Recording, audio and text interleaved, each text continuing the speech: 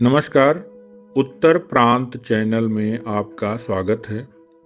उत्तर प्रांत चैनल के इस पहले एपिसोड में आपके लिए हम दुनिया भर की उन प्रमुख खबरों और तथ्यों को लाए हैं जो अभी तक अन्य जगहों पर बहुत कम ही देखने को मिलती हैं, जिसमें संयुक्त राष्ट्र संघ, यूनेस्को, WHO, यूनिसेफ सहित भारत की वैश्विक स्थिति और वैश्विक खबरों को हम आपके बीच लाएंगे इसके पहले एपिसोड में।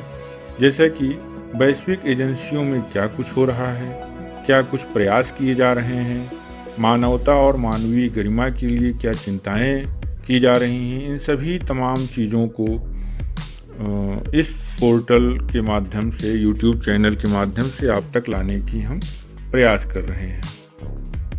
मौजूदा समय में इजराइल फिलिस्तीन संकट मानवता को शर्मसार कर देने वाली विभीषिका के रूप में हमारे सामने है। संयुक्त राष्ट्र सहायता एजेंसियों ने मंगलवार को गाजा में सहायता पहुंच उपलब्ध कराए जाने की अपील की। WHO के प्रवक्ता क्रिश्चियन लिंडमायर ने गाजा में एक सहयोगी का हवाला देते हुए कहा, हर एक दिन बद से बदतर होता जा रहा है। उन्होंने जिनीवा की एक प्रेस वार्ता में कहा कि मौत और तकलीफ़ों का अंदाज़ा लगाया जाना बेहद कठिन है। गाजा में हर दिन औसतन 160 बच्चों की मौत हो रही है। संयुक्त राष्ट्र के प्रमुख वोल्कर टर्क ने मंगलवार को 5 दिन की क्षेत्रीय यात्रा मिस्र से शुरू की। इस दौरान वे सरकारी अधिकारियों, सिविल सोसाइटी, प्रभावित और UN अधिकारियों से मिलेंगे। UN सहायता एजेंसी ने बताया है कि यह भयावह हालात लगभग 15 लाख लोगों को अपने जद में लिए हुए है। मानवतावादी युद्ध विराम लागू किया जाना बेहद आवश्यक है। संयुक्त राष्ट्र महासचिव एंटोनियो गुटरेस ने गहन रूप धारण करती इस हिंसक टकराव से पूरी दुनिया के प्रभावित होने पर चिंता जताते हुए युद्ध विराम की जरूरत को बताया। संयुक्त राष्ट्र और साझेदारी संगठनों ने इस विभीषिका से पीड़ित लोगों को बाहर निकालने और उनके सहयोग के लिए $1.2 अरब की मानवीय सहायता की अपील जारी की है। अब आइए हम दूसरी खबरों की तरफ बढ़ते हैं। वर्तमान में विश्व क्रिकेट मैच विश्व कप चल रहा है, जिसकी मेजबानी भारत कर रहा है। इस मैच के दौरान बाल अधिकारों की गूंज उठी।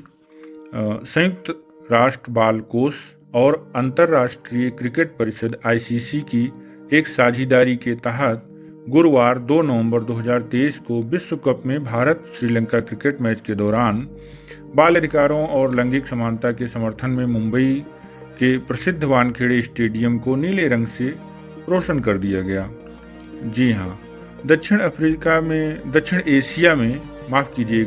एशिया में क्षेत्रीय सद्भावना दूत और पूर्व क्रिकेटर सचिन तेंदुलकर ने लड़कियों के अधिकारों के पक्ष में आवाज़ बुलंद करने के लिए वन डे फॉर चिल्ड्रन नाम की मुहिम का नेतृत्व किया। इसी क्रम में मैच की दूसरी पारी में सचिन और मुथैया मुरलीधरन ने एक बटन दबाकर 32,000 दर्शक क्षमता वाले वानखेड़े स्टेडियम को नीले रंग से सराबोर कर दिया। एक रिपोर्ट के मुताबिक दुनिया में किशोर उम्र की 60 करोड़ लड़कियों में से लगभग 1/3 दक्षिण एशिया में रहती हैं और हर 5 में से 1 लड़की कुपोषण का शिकार है। बाल अधिकारों की तमाम चिंताओं को एक साथ रखते हुए बच्चों के साथ समानता से पेश आने की प्रतिज्ञा लेने की अपील की गई।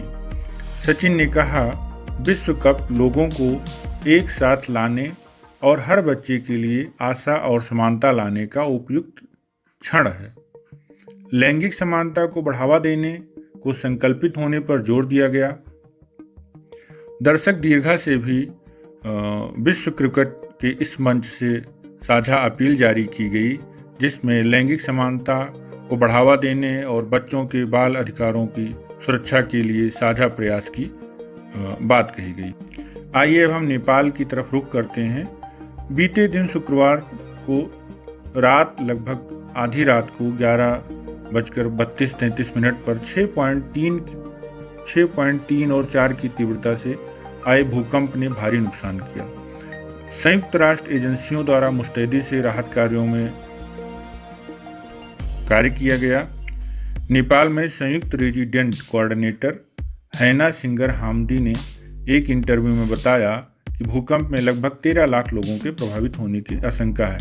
भूकंप का असर भारत के कई राज्यों, उत्तर प्रदेश, बिहार और खास तौर से दिल्ली में काफ़ी दिखाई दिया। लगातार भूकंप के झटके एक भयावह चिंता की स्थिति उत्पन्न कर रहे हैं। और अंत में एक बहुत ही महत्वपूर्ण और सकारात्मक खबर यह है कि बाल टीकाकरण के प्रति भारत में भरोसे की वृद्धि हुई है। भारत 55 में से उन 3 देशों में शामिल हो गया है जहां बाल टीकाकरण के भरोसे में तेजी से इजाफा हुआ है। 20 अप्रैल 2023 यूनिसेफ इंडिया द्वारा जारी the state of children world 2023 for every child vaccination जारी की गई, जिसमें बाल टीकाकरण के महत्व पर रोशनी डाली गई है और बाल टीकाकरण के मामले में भारत की स्थिति को बहुत ही अच्छा बताया गया है। हम आपसे उम्मीद करते हैं कि इस एपिसोड में कैसा लगा आपको ये और इसको क्या आगे बढ़ाया जाना चाहिए, इस पर आपके कमेंट आएंगे तो हमारा हौसला अफजाई होगा और हम और इससे बेहतर और ताज़ा तरीन दुनिया भर की चीज़ों को आपके सामने लाएंगे। ये SSC, PSC, UPSC ऐसी परीक्षाओं की तैयारी कर रहे विद्यार्थियों के लिए भी बहुत ही उपयोगी होने वाला है ये एपिसोड। तो आप सभी का धन्यवाद कि आपने सुना, और अगर चैनल को अभी तक लाइक और सब्सक्राइब नहीं किया है तो कृपया कर लें, जिससे जो भी अपडेट हो आप तक पहुँचे। धन्यवाद।